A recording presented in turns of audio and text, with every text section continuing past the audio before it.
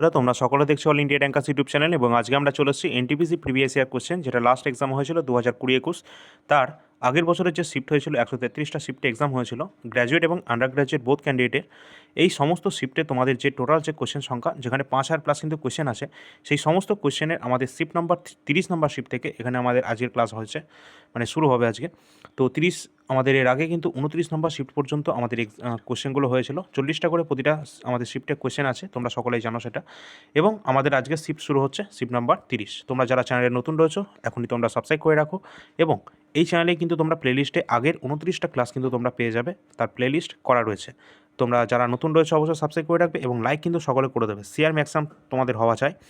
আর তোমাদের বলে রাখি, এই পিডিএফটা তোমরা যদি কেউ কিনে নিতে চাও তাহলে কিন্তু তোমরা 99 টাকা দিয়ে পেয়ে যাবে। ডিসক্রিপশন বক্সে নাম্বার দেওয়া আছে, হোয়াটসঅ্যাপের মাধ্যমে তোমরা যোগাযোগ করে নেবে।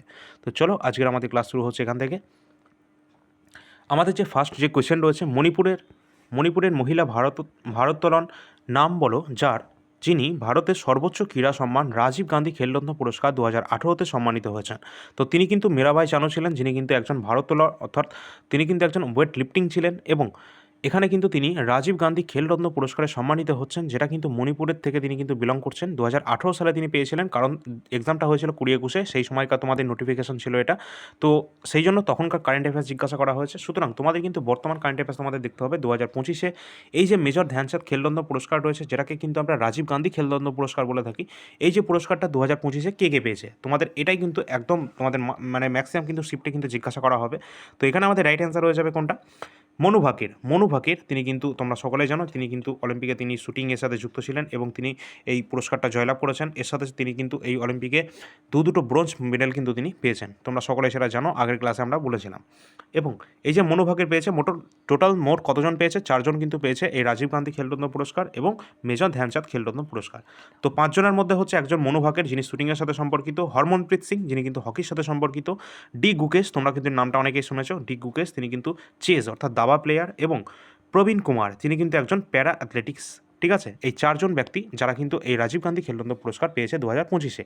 পরবর্তী প্রশ্ন আছে, নিচের কোন নৃত্যশৈলীটি রাজস্থানের সাথে সম্পর্কিত নয় বলেছে। তো রাজস্থানের সাথে সম্পর্কিত নয় কোন নৃত্যশৈলীটি, যেটা কিন্তু লাবণী তামাশা, এগুলো কিন্তু সবই কোথাকার, যেগুলো কিন্তু মহারাষ্ট্রের। ঠিক আছে, মহারাষ্ট্রে হচ্ছে লাবণী তামাশা, এই দুটোই। এছাড়া আমরা যদি বলি, এই যে রাজস্থানের নয় বলেছে, তো রাজস্থানের যে সমস্ত রয়েছে, যেমন ঘুমর রয়েছে, কালবেলিয়া যেটা রয়েছে একটা স্নেক ড্যান্সের মতো, ঠিক আছে, গুলাবো সাবেরা, যেটা তিনি কিন্তু একজন পপুলার ডান্সার। যাই হোক, এখানে কিন্তু তোমাদের এই ঘুমর, কালবেলিয়া, এগুলো কিন্তু একদম গুরুত্বপূর্ণ রাজস্থানের ফক ড্যান্সের মধ্যে পড়ে। আর এখান থেকে তোমরা আরেকটা জিনিস দেখে নেবে, এই যে প্রথমবার আমাদের যে রাজীব গান্ধী খেলরত্ন পুরস্কারটা পেয়েছিলেন, তার নাম কি? এই কোশ্চেনটা তোমরা সকলেই হয়তো জানো। এটাই হচ্ছেন আমাদের একজন পপুলার দাবা খেলোয়াড়, দাবার সাথে যুক্ত, এবং এই যে ডি গুকেশ পেয়েছে 2025-এ, তার গুরুদেব বলতে পারো, তার নাম হচ্ছে গ্র্যান্ড মাস্টার বিশ্বনাথন আনন্দ। তিনি কিন্তু তিনি কিন্তু রিসিপিয়েন্ট ছিলেন কিসের? না, মেজর ধ্যানচাঁদ খেলরত্ন পুরস্কারের। কত সালে পেয়েছিলেন? 1992 সালে তিনি কিন্তু এই পুরস্কারটি পেয়েছিলেন। পরবর্তী আমাদের যে 3 নম্বর কোশ্চেন রয়েছে, জাতিসংঘের শান্তিরক্ষা বাহিনীর শান্তির জন্য নোবেল পুরস্কার দেওয়া হয়েছে। তো এটা কাকে দেওয়া হয়েছে? জাতিসংঘের যে শান্তিরক্ষা বাহিনীকে এটা কিন্তু দেওয়া হয়েছে। কি দেওয়া হয়েছে? না, শান্তির জন্য নোবেল পিস পুরস্কার দেওয়া হয়েছে। ঠিক আছে, নোবেল পুরস্কারটা দেওয়া হয়েছে এখানে কত সালে দেওয়া হয়েছে? 1988 সালে কিন্তু এই পুরস্কারটি দেওয়া হয়েছে।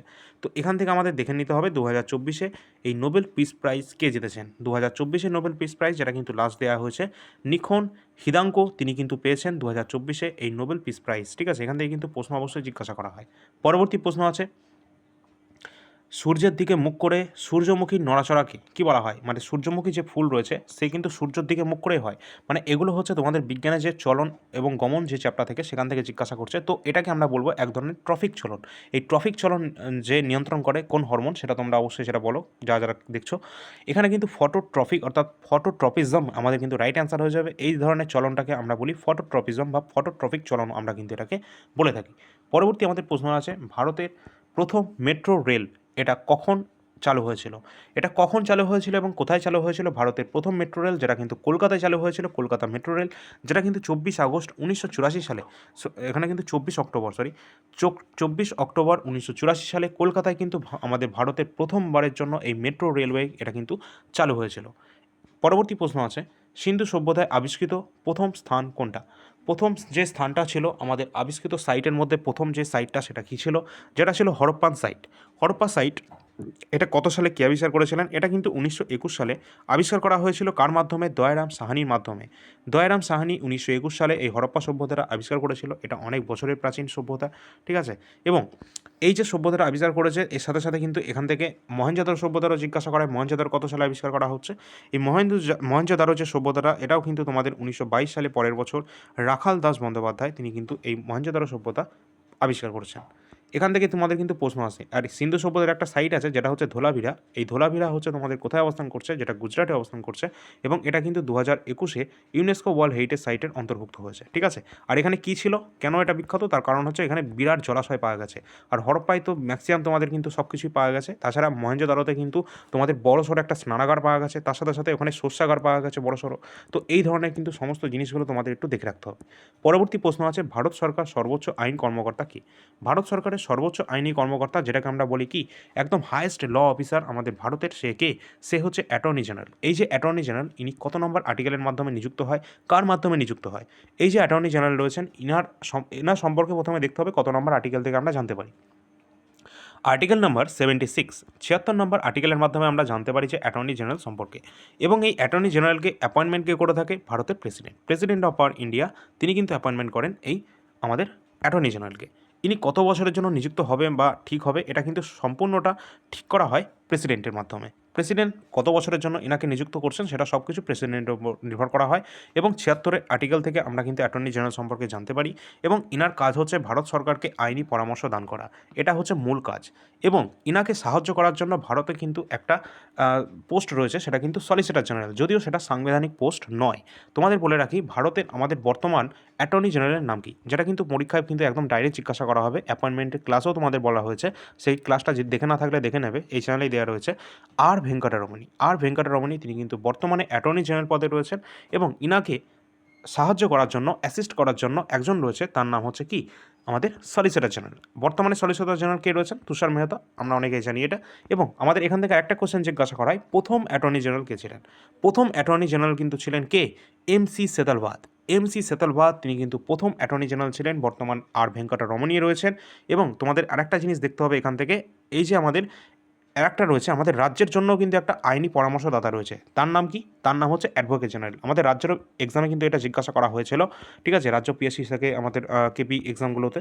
তো এখানে কিন্তু জিজ্ঞাসা করা হয়েছিল যে অ্যাডভোকেট জেনারেল সে কোথায় কাজ করে, বা অ্যাটর্নি জেনারেল কোথায় কাজ করে, এরকম একটা কোশ্চেন ছিল।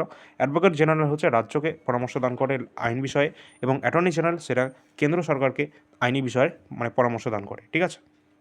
অ্যাডভোকেট জেনারেল এটাও কিন্তু সাংবিধানিক পোস্ট, এবং অ্যাটর্নি জেনারেলও সাংবিধানিক পোস্ট। অ্যাটর্নি জেনারেল হচ্ছে আমাদের 76 নম্বর আর্টিকেলে রয়েছে, অ্যাটর্নি জেনারেল আমাদের 76 নম্বর আর্টিকেলে রয়েছে, অ্যাডভোকেট জেনারেল আমাদের 165 নম্বর আর্টিকেলে রয়েছে। পরবর্তী কোশ্চেন আছে, নেতাজি সুভাষচন্দ্র বোস, আচ্ছা হ্যাঁ, নেতাজি সুভাষচন্দ্র বোস আন্তর্জাতিক বিমানবন্দর এটি কোথায় অবস্থিত? তো নেতাজি সুভাষচন্দ্র বোস আন্তর্জাতিক যে ইন্টারন্যাশনাল আমাদের যে এয়ারপোর্ট রয়েছে সেটা কিন্তু কলকাতায় অবস্থান করছে, আমরা সকলেই জানি এটা। এছাড়া এখান থেকে তোমাদের দেখে রাখতে হবে আমাদের ইন্ডিয়া সব থেকে লার্জেস্ট এয়ারপোর্ট কোনটা, তোমাদের যদি জিজ্ঞাসা করা হয় বিমানবন্দর থেকে, যেহেতু এরকম কোশ্চেন এসছে অবশ্যই আসবে। তো ইন্টারন্যাশনাল এয়ারপোর্ট আমাদের ভারতের সবচেয়ে বড় এয়ারপোর্ট, যেটা কিন্তু হায়দ্রাবাদে অবস্থান করছে, রাজীব গান্ধী ইন্টারন্যাশনাল এয়ারপোর্ট। কী বললাম? রাজীব গান্ধী ইন্টারন্যাশনাল এয়ারপোর্ট, যেটা কিন্তু ইন্ডিয়াজ লার্জেস্ট এয়ারপোর্ট। এটাকে কিন্তু এটা আমাদের এরিয়ার দিক থেকে, in terms of their area, okay. আচ্ছা, এখান থেকে দেখে রাখবে এই যে এয়ারপোর্টটা রয়েছে এটা হচ্ছে একদম লার্জেস্ট। এবং আমরা যদি বলি এর পরবর্তী যে এয়ারপোর্ট সেটা কী আছে, সেটা সে আমরা পরবর্তী দেখে নেবো। কিন্তু এখান থেকে একটা কোশ্চেন তোমাদের জিজ্ঞাসা করা হবে, যেটা হচ্ছে সব থেকে বিজি, ঠিক আছে? বিজিয়েস্ট একদম মানে সব থেকে ব্যস্ততম বিমানবন্দর কোনটা? এখানে কিন্তু আমাদের রাইট অ্যান্সার হয়ে যাবে দিল্লি এয়ারপোর্ট, ঠিক আছে? Indira Gandhi international airport, Delhi airport, যেটা কিন্তু আমাদের বিজিয়েস্ট একদম মানে ওয়ান অফ দ্য একদম মানে ব্যস্ততম বিমানবন্দর। আর তোমাদের এটা বলে রাখি, তোমাদের কিন্তু বর্তমানে আমাদের কলকাতায় এই দিল্লি বিমানবন্দর যেটা রয়েছে ইন্টারন্যাশনাল এয়ারপোর্ট, তার যে এত মানে তোমাদের কি বলবো এত ব্যস্ততম এয়ারপোর্ট, তার চাপটা কমানোর জন্য আমাদের কলকাতায় একদম মানে ইন্টারন্যাশনাল এয়ারপোর্ট কিন্তু তৈরি করার ভাবনা চলছে কলকাতাতেই, ঠিক আছে? এবং এই যে আমাদের দমদম এয়ারপোর্ট রয়েছে এটাকেই কিন্তু ইন্টারন্যাশনাল ধাঁচে এটাকে আরও বাড়ানোর চেষ্টা করা চলছে, ঠিক আছে? এটা একটা প্রজেক্ট কিন্তু চলছে আমাদের কেন্দ্র সরকারের তরফ থেকে। তোমাদের সকলে সেটা জানিয়ে দিলাম, যারা যারা তোমরা জানো না অবশ্যই তোমরা দেখে রাখবে। এখান থেকে কিন্তু প্রশ্ন তোমাদের জিজ্ঞাসা করা হবে, ঠিক আছে? এটা কারেন্টের টপিকে কিন্তু চলছে। নিচের কোন বইটি মেগাস্থেনিস কিন্তু লিখেছিলেন কোন বইটি? এখান থেকে তোমরা দেখে নেবে, এটা কিন্তু ইন্ডিকা গ্রন্থের রচয়িতা ছিলেন কে? মেগাস্থেনিস। এই ইন্ডিকা গ্রন্থের রচয়িতা তো মেগাস্থেনিস ছিলেন, এবং মেগাস্থেনিস কার রাজত্বকালে ভারতে এসেছিলেন, কার সময় এসেছিলেন? চন্দ্রগুপ্ত মৌর্যের রাজসভায় কিন্তু ভারতে এসেছিলেন। কার দূত হিসাবে? ওই যে আমাদের ছিলেন না, তার নাম কি? সেলুকাস নিকেটরের কিন্তু দূত হিসাবে কিন্তু চন্দ্রগুপ্ত মৌর্যের রাজসভায় কিন্তু এসেছিলেন এই মেগাস্থেনিস। তার লেখা গ্রন্থের নাম হচ্ছে ইন্ডিকা। ঠিক আছে, পরবর্তী কোশ্চেনে যাওয়ার আগে তোমাদের বলে রাখি, জীবনবিজ্ঞান অর্থাৎ বায়োলজি তোমাদের কিন্তু আগে থেকে বলে রাখি, এটা কিন্তু তোমাদের প্রিভিয়াস ইয়ার যে সমস্ত এক্সামগুলো হয়েছে আমাদের আরআরবি তরফ থেকে এখনও পর্যন্ত লাস্ট 10 বছরে, সেই সমস্ত কোশ্চেনের চ্যাপ্টার ওয়াইজ কিন্তু এখানে কিন্তু আগের বছরের প্রশ্নগুলো এখানে রাখা হয়েছে, শুধুমাত্র প্রিভিয়াস ইয়ার কোশ্চেন। আমাদের কাছে যা পাবে সবই প্রিভিয়াস ইয়ার কোশ্চেন, কারণ হচ্ছে প্রিভিয়াস ইয়ার কোশ্চেন থেকে ম্যাক্সিমাম কিন্তু তোমাদের রিপিট হয়। সুতরাং এটা হচ্ছে বায়োলজির প্রিভিয়াস ইয়ার কোশ্চেন, যেটা তোমাদের সমস্ত চ্যাপ্টার তোমরা দেখতেই পাচ্ছ, এবং তার সাথে এই যে হোয়াটসঅ্যাপ নাম্বারটা, এটা নোট ডাউন করে রাখতে পারো। যে কোনো পিডিএফের জন্য এই নাম্বারে তোমরা যোগাযোগ করে নেবে, ডিসক্রিপশন বক্সে যদিও দেওয়া রয়েছে। এই পিডিএফে কী রয়েছে আমরা একটু দেখে নেব। এখানে কিন্তু বায়োলজি চ্যাপ্টার অনুযায়ী তোমাদের কিন্তু সমস্ত কোশ্চেনগুলো কিন্তু দেওয়া রয়েছে, যেমন তোমরা দেখতেই পাচ্ছ প্রতিটা চ্যাপ্টার ওয়াইজ কিন্তু যে কটা কোশ্চেন হয় সমস্ত কোশ্চেন এখানে কিন্তু রাখা রয়েছে। আর এই পিডিএফটা শুধুমাত্র বায়োলজির জন্য, এবং এটা কিন্তু তোমাদের রেল, এসএসসি, টিসিএস প্যাটার্নে যে সমস্ত কোশ্চেনগুলো জিজ্ঞাসা করা হয়েছে সমস্ত কোশ্চেনগুলো এখানে কিন্তু রয়েছে চ্যাপ্টার ওয়াইজ। এখানে টোটাল কিন্তু একটা ডেমো পিডিএফ, সেটা তোমাদের বলে রাখি, এটা হচ্ছে ডেমো পিডিএফ। এখানে টোটাল 70টা কিন্তু পেজ সংখ্যা রয়েছে, এবং টোটাল নাম্বার অফ কোশ্চেন হয়েছে তোমাদের 1250 প্লাস কিন্তু এখানে কোশ্চেন সংখ্যা রয়েছে, 70টা পেজে কভার করা রয়েছে। তোমরা যদি এটা প্রিন্ট আউট করতে চাও প্রিন্টও করতে পারবে, কোনো সমস্যা নেই। এবং এই যে পিডিএফের যে প্রাইস রয়েছে শুধুমাত্র 60 টাকা দিয়ে সম্পূর্ণ পিডিএফটা তোমরা পেয়ে যাচ্ছ, এবং পরবর্তীতেও তোমরা ফিজিক্স এবং কেমিস্ট্রিটা খুব তাড়াতাড়ি অ্যাভেলেবেল হয়ে যাবে।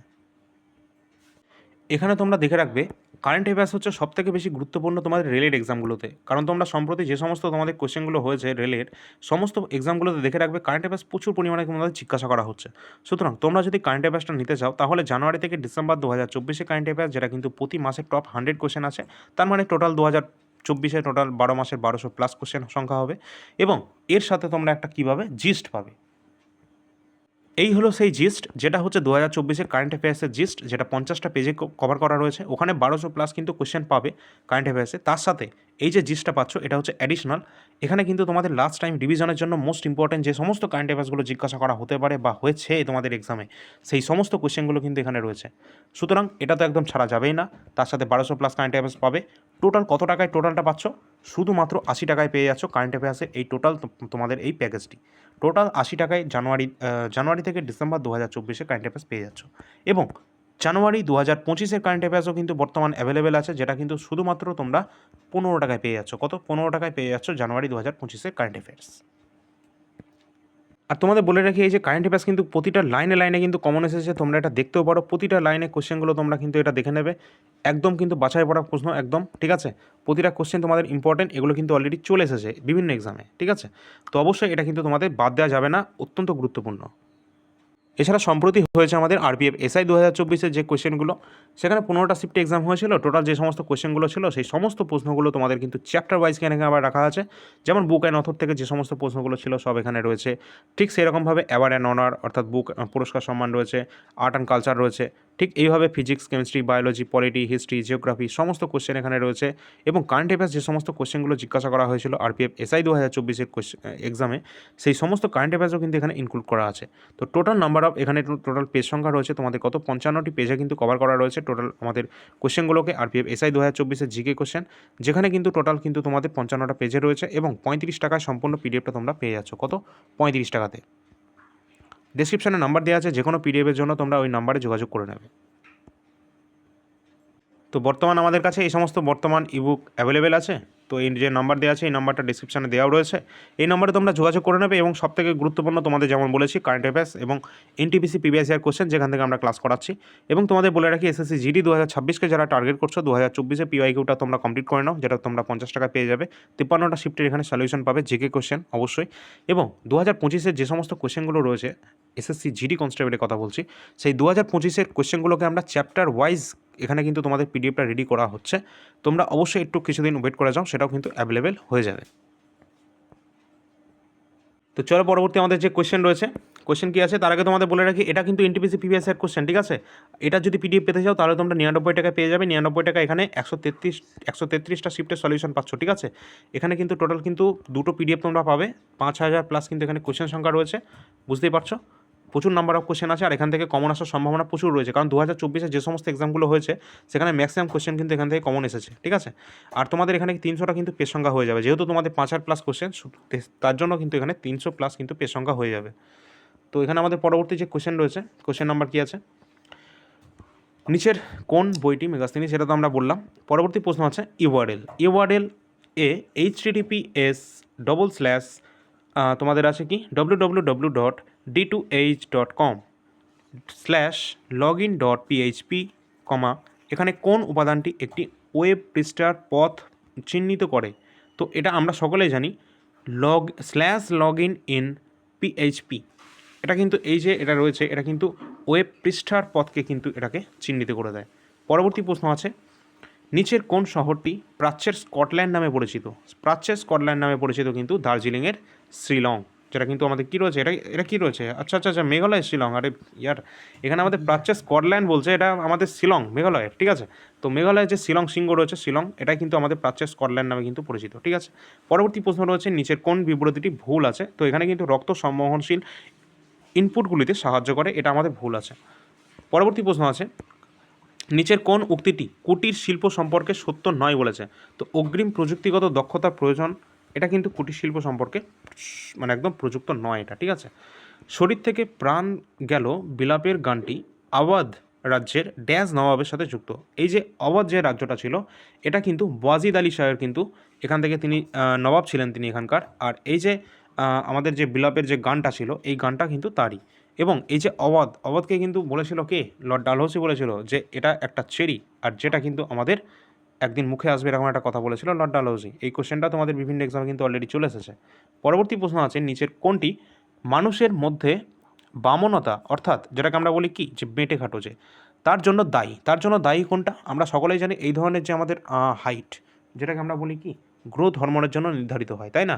তো এই যে গ্রোথ হরমোন, এটা কোথা থেকে আমাদের নিঃসৃত হয়? যেটা কিন্তু আমাদের মস্তিষ্কের অগ্র যে মস্তিষ্ক রয়েছে, একদম অগ্র মস্তিষ্কের একটা অংশ আছে, সেটা হচ্ছে আমাদের কি থ্যালাসমাস হাইপোথ্যালাসমাস, দুটো পার্ট আছে। এই যে হাইপোথ্যালাসমাসের অংশ হচ্ছে মানে অগ্র মস্তিষ্কে অবস্থান করছে পিটিউটারি গ্ল্যান্ড, পিটিউটারি একটা গ্রন্থি, যেটাকে আমরা প্রভু গ্রন্থি বলে থাকি বা মাস্টার গ্ল্যান্ডও বলে থাকি, কারণ এর প্রচুর কাজ রয়েছে।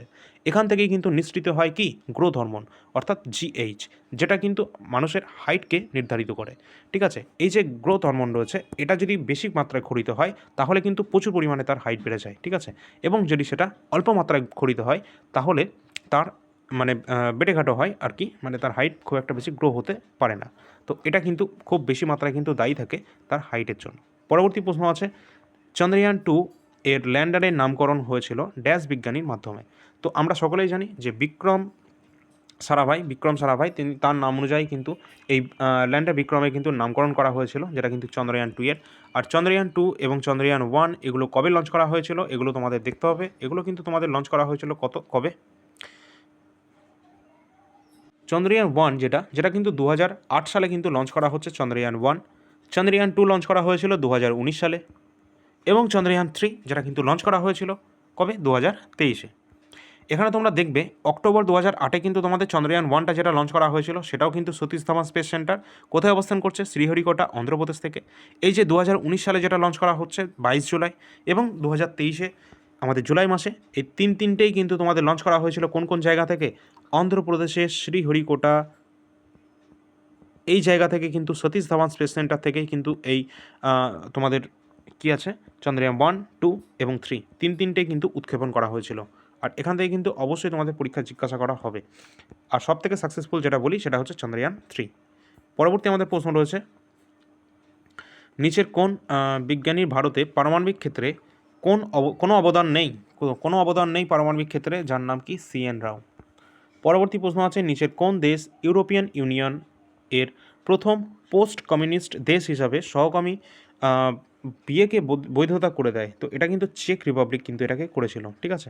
যে সমকামী যে বিয়েকে এটা কিন্তু বৈধতা করে দিয়েছিল, সেটা কিন্তু চেক প্রজাতন্ত্র। আর ইউরোপিয়ান ইউনিয়ন সম্পর্কে তোমাদের জিজ্ঞাসা করে, মাঝে মাঝে জিজ্ঞাসা করে এটা কত সালে প্রতিষ্ঠিত হচ্ছে, যেটা কিন্তু তোমাদের 1992-এর দিকেই তোমাদের কিন্তু এটা তৈরি হয়েছিল, সেটা হয়েছিল 1993 দিকে একদম ফাইনালি কিন্তু এটা সেট আপ হয়ে গিয়েছিল। এটা হেডকোয়ার্টার অবস্থান করছে বেলজিয়ামের ব্রাসেলসে, হ্যাঁ, এবং লাক্সেমবার্গেও এর হেডকোয়ার্টার অবস্থান করছে। তো এগুলো তোমাদের দেখে রাখতে হবে। পরবর্তী প্রশ্ন আছে, নিচের কোনটি বিশ্বের সর্বোচ্চ যুদ্ধক্ষেত্র হিসাবে পরিচিত, যেটাকে আমরা কি বলি যে হায়েস্ট যে ব্যাটল পয়েন্ট রয়েছে, মানে ব্যাটল ফিল্ড রয়েছে। তো হায়েস্ট ব্যাটল ফিল্ড এটা কোথায় অবস্থান করছে? এটা কিন্তু সিয়াচেন হিমবাহতে অবস্থান করছে হায়েস্ট যে আমাদের ব্যাটল ফিল্ড, যেটা সর্বোচ্চ যুদ্ধক্ষেত্র, যেটাকে আমরা বলি কি সিয়াচেন গ্লেসিয়ার। পরবর্তী প্রশ্ন আছে, ভারত সরকার শৌচাগার নির্মাণের মাধ্যমে কোন প্রকল্পটি চালু করেছিল, অর্থাৎ যে প্রকল্প চালু করেছিল তার নামটা কি? স্বচ্ছ ভারত অভিযান, এই যে প্রকল্পটা চালু করা হয়েছিল ভারত সরকারের পক্ষ থেকে শৌচাগার নির্মাণের জন্য। পরবর্তী প্রশ্ন আছে, নিচের কোনটি তারযুক্ত ব্র্যান্ড, যেটা কিন্তু আমাদের কি আছে তারযুক্ত ব্র্যান্ড নয় বলেছে, ব্রডব্যান্ড নয়, কোনটা?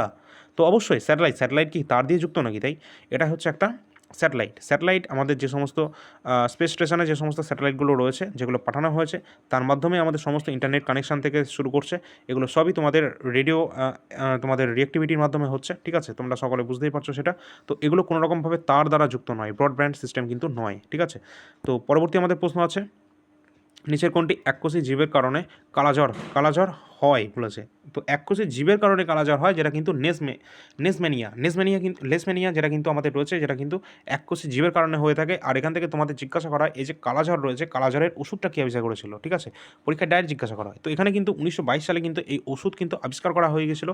কার মাধ্যমে আবিষ্কার করা হয়েছিল? যেটা কিন্তু উপেন্দ্রনাথ ব্রহ্মচারী তার মাধ্যমে কিন্তু এই কালাজ্বরের ওষুধ কিন্তু আবিষ্কার করা হয়েছিল। ওষুধের নামও জিজ্ঞাসা করা হয়, যেটাকে আমরা বলি কি ইউরিয়াস্টিপামিন, যেটা কিন্তু কালাজ্বরের ঔষধ, যেটা কিন্তু 1922 সালে উপেন্দ্রনাথ ব্রহ্মচারীর মাধ্যমে কিন্তু এই কালাজ্বরের ওষুধ কিন্তু তিনি আবিষ্কার করেছিলেন। পরীক্ষায় কিন্তু প্রচুর পরিমাণে জিজ্ঞাসা করা এই কোশ্চেনটা। পরবর্তী প্রশ্ন রয়েছে, নিচের কোন ভারতীয় রাজ্যে ভিটিকালচার মানে কি? ভিটিকালচার মানে হচ্ছে মানে বাণিজ্যিকভাবে কোনো কিছু চাষ, যেমন ভিটিকালচার যেহেতু বলেছে, এটা হচ্ছে স্পেসিফিক্যালি একদম আঙুর চাষ, ঠিক আছে? তো আঙুর চাষকে আমরা বলবো একদম ভিটিকালচার, যেটা কিন্তু সর্বোচ্চ মাত্রায় উৎপাদন করা হয় কোন রাজ্যে? সেটা কিন্তু মহারাষ্ট্রে। প্রচুর পরিমাণে কিন্তু এখানে আঙুর সহ বিভিন্ন ফল উৎপাদন করা হয়, এবং ভিটিকালচার অর্থাৎ আঙুর উৎপাদনের হার কিন্তু বেশি আছে মহারাষ্ট্রে। পরবর্তী প্রশ্ন রয়েছে, তার আগে বলি অবশ্যই টেলিগ্রাম চ্যানেলে তোমরা যুক্ত হয়ে যাবে, ডিসক্রিপশনে লিঙ্ক দেওয়া রয়েছে, কারণ যে কোনো আপডেট, যে কোনো খবর সবার প্রথম সবার আগে তোমরা এখানে পেয়ে যাবে। এছাড়া এআইআর একাডেমি ইউটিউব চ্যানেলে তোমরা কিন্তু অনেক ক্লাস তোমরা পেয়ে যাবে একদম। এছাড়া আমাদের যে সমস্ত ক্লাস এআইআর একাডেমিতে থাকবে না, যেগুলো অল ইন্ডিয়া র্যাঙ্কার্সে অ্যাভেলেবেল আছে। পরবর্তী প্রশ্ন রয়েছে, 2020 সালের অক্টোবরে ভারতের দীর্ঘতম রেলওয়ে প্ল্যাটফর্ম প্রায় 1.3 কিলোমিটার দীর্ঘ, যেটা কোনটা? যেটা কিন্তু গোরক্ষপুর উত্তরপ্রদেশ 2020 সাল পর্যন্ত কিন্তু এটা ভারতের দীর্ঘতম রেলওয়ে প্ল্যাটফর্ম ছিল। কিন্তু এখন কিন্তু তোমাদের কিন্তু এটা নেই। তার কারণ 2024-25 হিসাবে যদি আমরা বলি, ভারতের সবচেয়ে দীর্ঘতম একদম হায়েস্ট আমাদের লংগেস্ট সব থেকে আমরা যদি রেলওয়ে প্ল্যাটফর্মের কথা বলি, তাহলে এখন বর্তমানে তোমাদের দাঁড়িয়ে যেটা অবস্থান করছে কোথায়? হুবলি জাংশন কোথায়? কর্ণাটক। হুবলি জাংশন, যেটা কিন্তু কর্ণাটকে অবস্থান করছে, এটা হচ্ছে একদম লার্জেস্ট রেলওয়ে প্ল্যাটফর্ম বর্তমানে। এর প্ল্যাটফর্মের দৈর্ঘ্যটা কত আছে জানো? যেটা আমরা জানি প্রায় আমাদের 1600 মিটার আমাদের রান হয়, তাই না? যে সমস্ত পুলিশ যে সমস্ত এক্সামগুলো হয় সেখানে। তো এখানে যে 1600 মিটার রান হয়, প্রায় 1600 মিটারের কাছে, অর্থাৎ 1505 মিটার কাছাকাছি, ঠিক আছে? 1500 মিটারের উপর কিন্তু এই আমাদের যে কর্ণাটকের যে আমাদের হুবলি জাংশনটা রয়েছে না, এটার প্ল্যাটফর্মের দৈর্ঘ্য এতটা। তাহলে বুঝতে পারছো কতটা হতে পারে এটা।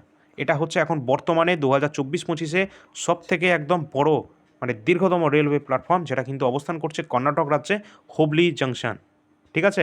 আর এই উত্তরপ্রদেশের গোরক্ষপুর, এটা কিন্তু সেকেন্ড লার্জেস্ট পজিশনে কিন্তু রয়েছে, যেটা কিন্তু 1.3 কিলোমিটার, আর এটা হচ্ছে 1.5 কিলোমিটার, ঠিক আছে? চলো পরবর্তী কোশ্চেন দেখি। আর তোমরা যদি ভালো লাগে অবশ্যই কিন্তু তোমরা লাইক করে দেবে সকলে, ঠিক আছে? লাইক করে দেবে সকলে, শেয়ার করে দেবে ম্যাক্সিমাম, সকলে একদম শেয়ার করা চাই। পরের কোশ্চেন কী আছে, ড্যাশ সঙ্গীতের জন্য পুলিৎজার পুরস্কার জয়ী প্রথম র্যাপার, যার নাম হচ্ছে কি? কেনড্রিক লামার। এবং এখানে তোমরা দেখে রাখবে 2024-এ এই যে আমাদের পুলিৎজার পুরস্কার, সেটা কে জিতে নিয়েছে? যেটা কিন্তু জিতেছিল কে? জেন অ্যান ফিলিপস, অর্থাৎ তোমরা সংক্ষেপে মানে এটা মনে রাখবে, JA ফিলিপস। তিনি কিন্তু 2024-এর যে পুলিৎজার প্রাইজ তিনি কিন্তু জিতে নিয়েছিলেন। পরের কোশ্চেন রয়েছে, এটা কিন্তু তোমাদের অ্যাওয়ার্ড থেকে কিন্তু তোমাদের ক্লাস কিন্তু অলরেডি কিন্তু দেওয়া রয়েছে, যদিও তোমাদের কিন্তু আর একটা কোশ্চেন মানে ক্লাস তোমাদের পরবর্তীতে চলেও আসবে, অসুবিধা নেই, এবং অ্যাপয়েন্টমেন্ট থেকে তোমাদের কিন্তু ক্লাস দেওয়া রয়েছে, অবশ্যই সেটা দেখে রাখবে। যে সমস্ত কারেন্টের টপিকগুলো তোমাদের দিচ্ছে সেগুলো কিন্তু অবশ্যই দেখবে, কারণ ওগুলো কিন্তু তোমাদের পরীক্ষায় একদম ইম্পর্টেন্ট। এবং তোমাদের একটা লাস্টে তোমাদের একটা কোশ্চেন দিয়েছি, যেটা হচ্ছে তোমাদের কী ছিল? সেটা হচ্ছে তোমাদের ছিল আই থিঙ্ক তোমাদের ছিল সেটা কি, কাপ অ্যান্ড তোমাদের যে ট্রফিগুলো ছিল সেই রিলেটেড তোমাদের কিন্তু ক্লাস দেওয়া আছে, ঠিক আছে? তো তোমরা যারা জানো না, অবশ্যই তোমাদের সকলকে বলে দিচ্ছি, তোমরা কিন্তু অবশ্যই চ্যানেলে গিয়ে সেটা দেখে নিতে পারো। পরের কোশ্চেন রয়েছে, সালফাইড আগরিক অতিরিক্ত বাতাসের উপস্থিতিতে জোরালোভাবে গরম করে অক্সাইডে রূপান্তরিত হয়। এই যে প্রক্রিয়াটা, এটাকে বলা হয় কিন্তু রোস্টিং প্রক্রিয়া, ঠিক আছে। পরে কোশ্চেন আছে, ধনুর্বেদ হলো যজুর্বেদের উপবেদ। ধনুর্বেদ হচ্ছে যজুর্বেদের একটা উপবেদ। কি বলেছে, এটি ড্যাশের সাথে সম্পর্কিত। তো আমরা এখানে থেকে জানি যে এই যে যজুর্বেদ রয়েছে, এটা হচ্ছে আমাদের যুদ্ধবিদ্যার সাথে সম্পর্কিত।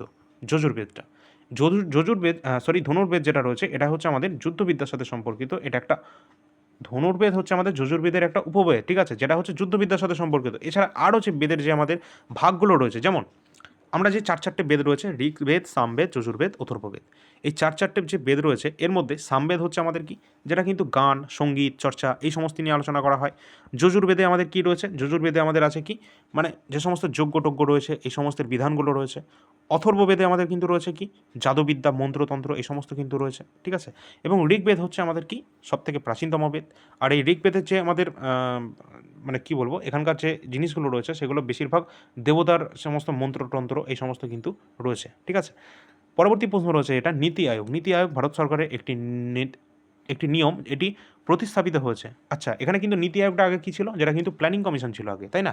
তো এই যে প্ল্যানিং কমিশন, এটা কত সালে প্রতিষ্ঠিত হয়েছিল, মানে সেট আপ করা হয়েছিল 1950 সালের মার্চের দিকে এই প্ল্যানিং কমিশনটা কিন্তু তৈরি করা হয়েছিল। যদিও পরবর্তীকালে এই প্ল্যানিং কমিশনটা পরবর্তীতে নীতি আয়োগে পরিণত হয় কত সালে, 2015 সালের 1 জানুয়ারি। 2015 1 জানুয়ারি থেকে এই নীতি আয়োগটা পরিণত হয় প্ল্যানিং কমিশনের পরিবর্তে। এবং এখানে তোমরা জানো যে নীতি আয়োগের চেয়ারম্যানকে স্বয়ং নরেন্দ্র মোদী। নীতি এর ফুল ফর্মটা কী আছে, national institute for transforming India, এটা হচ্ছে এই নীতি ফুল ফর্ম। পরবর্তী যে প্রশ্ন আছে, নিচের কোনটি ভয়েস সহকারী অর্থাৎ ভয়েস অ্যাসিস্ট্যান্ট যেটাকে আমরা বলি আর কি, সেটা নয়। তো কার্ভান এটা কিন্তু ভয়েস অ্যাসিস্ট্যান্ট নয়। পরবর্তী প্রশ্ন আছে, নিচের কোনটি ভারতের সবচেয়ে প্রথম বড়, আচ্ছা ভারতের সবচেয়ে বড় আকারের লোহা এবং ইস্পাত কারখানা কোনটা? আচ্ছা, ভারতের সবচেয়ে বড় যে লোহা এবং যে আমাদের ইস্পাত কারখানা যেটা রয়েছে সেটা কিন্তু হচ্ছে টিসকো। টিসকো হচ্ছে tata iron and steel company, যেটা কিন্তু আমাদের প্রতিষ্ঠিত হয়েছিল কত সালে, 1907-এ কিন্তু এই যে আমাদের টিসকোটা এটা কিন্তু প্রতিষ্ঠিত হয়েছিল। এটা কে প্রতিষ্ঠা করেছিল, এই tata iron and steel company, যেটা কিন্তু জামশেদজি টাটা তিনি কিন্তু নিজে কিন্তু এই টাটা গ্রুপ কিন্তু প্রতিষ্ঠা করেছিলেন টিসকো, ঠিক আছে। পরবর্তী প্রশ্ন রয়েছে, ভারতের সুপ্রিম কোর্টের প্রথম ভারতীয় মহিলা বিচারপতি কে ছিলেন? আমরা অনেকেই সকলেই জানি এটা, ঠিক আছে, মীরা সাহেব ফতিমা বিবি, তিনি কিন্তু ভারতের সুপ্রিম কোর্টের প্রধান বিচারপতি ছিলেন। পরের প্রশ্ন আছে, সমোন্নতি চাষকে কী বলা হয়? যারা কিন্তু সমোন্নতি রেখা বরাবর ঢালু জমিতে চাষ করাকে বলা হয় সমোন্নতি চাষ। পরের কোশ্চেন আছে, নিচের কোন দেশের এশিয়া প্যাসিফিক অঞ্চলের বৃহত্তম দেশীয় যোগাযোগ উপগ্রহ ব্যবস্থা রয়েছে, যেটা কিন্তু ভারতে কিন্তু রয়েছে? স্প্যানিশ পেশাদার টেনিস খেলোয়াড়ের নাম বলো যিনি মাটির রাজা হিসাবে পরিচিত, যেটা কিন্তু রাফেল নাদাল, ঠিক আছে। পরবর্তী প্রশ্ন রয়েছে, টোকেন, ক্রেডিট বা অর্থ ব্যবহার না করে সরাসরি পণ্য বা পরিষেবা বিনিময়ের জন্য ব্যবহৃত শব্দটিকে বলা হয় বিনিময় প্রথা। পরবর্তী যে প্রশ্ন রয়েছে, অক্টোবর 2020 অনুযায়ী জাতিসংঘের মহাসচিব কে ছিলেন? তো অক্টোবর 2020 অনুযায়ী কিন্তু অ্যান্টনিও গুটারেস ছিলেন, কিন্তু বর্তমানেও কিন্তু অ্যান্টনিও গুটারেসই কিন্তু বর্তমানে রয়েছেন, ঠিক আছে। তিনি কিন্তু 2017 থেকে কিন্তু কাজ করছেন, ঠিক আছে। পরে কোশ্চেন রয়েছে এটা, general agreement on tariffs and trade, যেটাকে আমরা সংক্ষেপে গ্যাট বলে থাকি। এই যে চুক্তিটা কার্যকারিতা শুরু হয়েছিল, যেটা কিন্তু 1948 থেকে এই কার্যকারিতা শুরু হয়েছিল, ঠিক আছে, যেটা আমরা সকলেই জানি। পরে কোশ্চেন রয়েছে, নিচের কোনটি সাধারণত অধাতুর বৈশিষ্ট্য নয়? তো অধাতুর বৈশিষ্ট্য নয়, যেটা কিন্তু হচ্ছে আমাদের কি, কন্ডাক্টর বা পরিবাহিতা।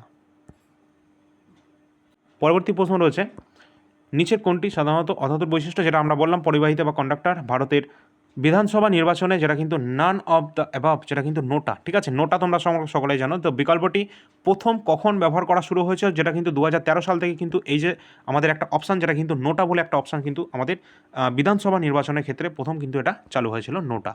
পরবর্তী প্রশ্ন আছে, ব্রিটিশ রাজত্বের সময় ভারতের শেষ গভর্নর জেনারেল এবং ভারতের প্রথম ভাইসরয় তার নাম কী ছিল? যেটা কিন্তু লর্ড ক্যানিং, যিনি কিন্তু সিপাহি বিদ্রোহের সময় 1857 সালে সিপাহি বিদ্রোহের সময় তিনি কিন্তু এই লর্ড ক্যানিং কিন্তু তিনি ছিলেন। পরীক্ষায় কিন্তু জিজ্ঞাসা করা হয়। তো এই ছিল আমাদের অত্যন্ত গুরুত্বপূর্ণ ইম্পর্টেন্ট কোশ্চেনগুলো, যেগুলো কিন্তু পরীক্ষার জন্য অত্যন্ত গুরুত্বপূর্ণ, যেগুলো তোমরা দেখলে। এবং পরবর্তী আমাদের শিফট থাকবে শিফট নাম্বার 31। তো তোমাদের যদি ভালো লাগে অবশ্যই তোমরা সকলে লাইক করে দেবে, শেয়ার করে দেবে ম্যাক্সিমাম সকলের সাথে।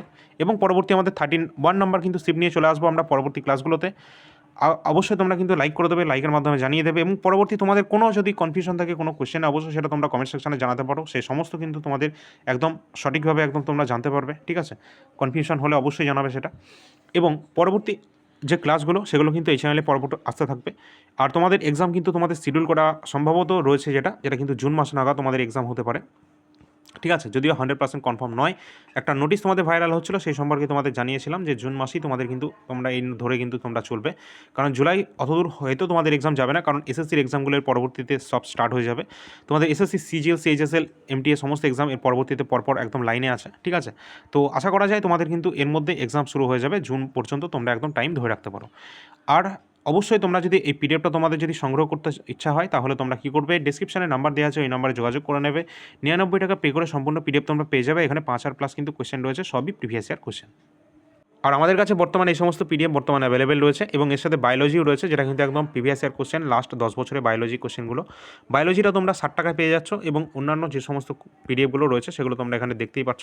যার যেটা প্রয়োজন আছে, ডিসক্রিপশনে এই নাম্বার দেওয়া আছে, এই নাম্বারে তোমরা যোগাযোগ করে নেবে, ঠিক আছে। তো চলো পরবর্তী ক্লাস নিয়ে আসছি। ধন্যবাদ। যদি ভালো লাগে অবশ্যই সকলে একটা লাইক করে দিও।